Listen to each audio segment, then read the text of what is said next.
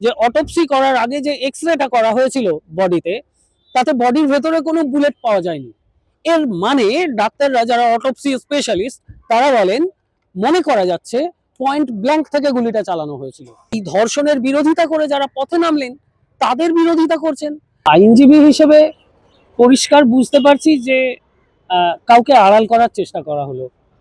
প্রথম কথা হচ্ছে যে এনকাউন্টার কখনোই রুল নয়।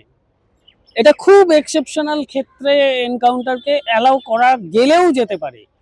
এটা সম্পূর্ণ সন্দেহের মধ্যে থাকে, মানে কখনোই সন্দেহ তালিকার বাইরে বার করা যায় না যখনই কোনো এনকাউন্টার হয়। এনকাউন্টার হলেই তার সঙ্গে সঙ্গে বেশ কিছু পদ্ধতি আছে আইনের, সেইগুলো শুরু হয়ে যায়। সেইগুলো পাস করা অবধি যে অফিসাররা এনকাউন্টারে ইনভলভ থাকে তারা প্রত্যেকে কিন্তু অভিযুক্ত হিসেবে থাকে সেই সেই যে মামলাটা হয় সেখানে। এই ক্ষেত্রে আমি পরিষ্কার একটা কথা জানাই আপনাদের, আমি আজকেই জানতে পারলাম যে অটোপসি করার আগে যে এক্সরেটা করা হয়েছিল বডিতে, তাতে বডির ভেতরে কোনো বুলেট পাওয়া যায়নি। এর মানে ডাক্তাররা যারা অটোপসি স্পেশালিস্ট তারা বলেন মনে করা যাচ্ছে পয়েন্ট ব্ল্যাঙ্ক থেকে গুলিটা চালানো হয়েছিল। যদি বলা হয় যে মানুষটা সার্ভিস রিভলভার নিয়ে দৌড়ে পালাচ্ছিল, আরে দৌড়াতে গেলে তো 4-5 ফুট অন্তত লাফিয়ে চলে যাবে, তা 5 ফুট দূর থেকে হলেও তো পয়েন্ট ব্ল্যাঙ্ক হয় না। তার মানে কি খুন করবে বলে নিয়ে গিয়ে খুন করা হয়েছে। পুলিশের ড্রেস পরে পুলিশের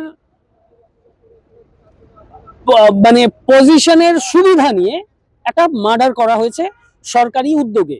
মানে বিষয়টা হচ্ছে এটা নিয়ে আমরা বামপন্থী আইনজীবীরা হাইকোর্টে এখানে একটা সমাবেশ করেছিলাম। আমরা সেখানেও এই এই কথাটাই উল্লেখ করেছিলাম যে এখন একটা অদ্ভুত শাসন চলছে আমাদের রাজ্যে। আমরা মানে এটা ভাবতেও পারিনি যে যিনি অভিযুক্ত তিনি প্রোটেকশন পান এবং তিনি সমস্ত সুবিধাগুলো পাবেন।